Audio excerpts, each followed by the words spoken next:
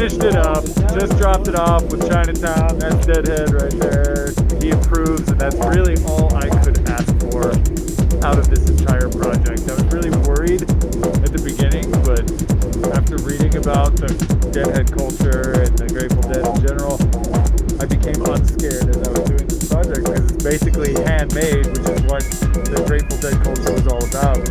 Doing what you need to do when you need to do it, and following those guys around the country on tour. So I think I nailed the aesthetic, as they would say in the industry. Out of the park. Out of the park, says Donut Media. Yeah, it's fully deployed, operational. Speaker, record, shade, rolled out the green carpet. Dope. Onwards and upwards to the next project. Cosmo Tires was nice enough to send us tires for this project. I think they're at Chinatown Market's warehouse, so they just need to be installed.